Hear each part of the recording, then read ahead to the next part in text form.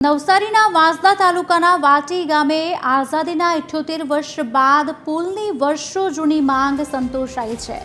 અંબિકા નદી પર પુલ ન હોવાને કારણે અત્યાર સુધી ગ્રામજનોએ ચોમાસામાં 30 કિલોમીટરનો લાંબો ચકરાવો મારવો પડતો હતો। વલસાડ ડાંગના સાંસદ ધવલ પટેલની રજૂઆત બાદ રાજ્ય સરકારે 16 કરોડ રૂપિયા ફાળવ્યા છે। આદિજાતિ મંત્રી નરેશ પટેલ અને સાંસદ ધવલ પટેલના હસ્તે વાટી કાળા આંબા પુલનું ખાતમુહૂર્ત કરાયું।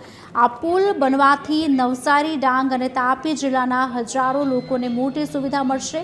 આ પ્રસંગે ગ્રામજનોએ પરંપરાગત આદિવાસી નૃત્ય કરી ભારે ઉત્સાહ સાથે જશ્ન મનાવ્યો તેમજ સાંસદ ધવલ પટેલે સરકારનો આભાર પણ માન્યો। આજે સાકાર થવા જઈ રહ્યું છે।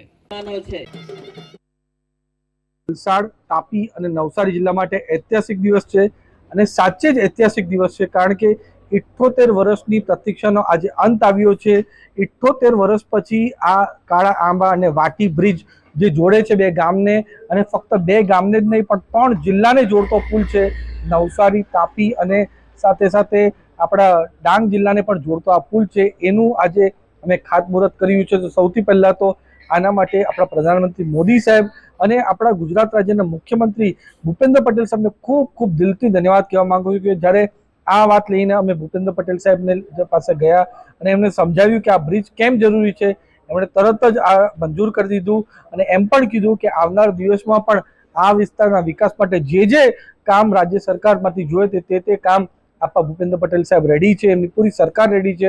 અહીં સ્કૂલની પણ પ્રોબ્લેમ હતો, કારણ કે આ ગામમાં 1 થી 5 ધોરણની સ્કૂલ હતી। 6ઠ્ઠા ધોરણથી એમણે કાળા આંબા પડતું હતું, પણ આ પુલ ન હોવાને કારણે 6ઠ્ઠા ધોરણથી વિદ્યાર્થીઓએ ફરજિયાત કાં તો વઘઈ જવું પડતું હતું અથવા તો કોઈ આશ્રમ શાળામાં રોકાઈને ભણવા પડતું હતું। પરંતુ સરકારની આ અહીં સ્કૂલ પણ રેડી કરી દેવામાં આવી છે અને થોડા સમયમાં એનું પણ લોકાર્પણ થઈ જશે અને આ ગામ કાળા સાથે જોડાઈ જશે, એટલે વાંસદાની કનેક્ટિવિટી થઈ જશે, એટલે વિદ્યાર્થીઓની પણ અગવડતા દૂર થઈ જશે, બસ જોડે પણ કનેક્ટ થઈ જશે।